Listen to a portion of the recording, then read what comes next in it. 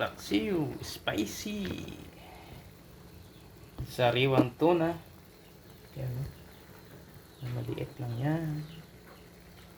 With pure sukang tuba. Hindi na tayo naglagay ng tubig. Pure sukang tuba yung nilagay natin. Na maasim. Yan o. Yan. Lulutuin natin yan sa pure sukang tuba. Sa mahinang apoy lang. Para mas masarap, para manuot yung lasa niya. Lagyan natin ng bawang, luya, sibuyas, tapos at sal. May siling labuyo, paminta, asin, konting MSG.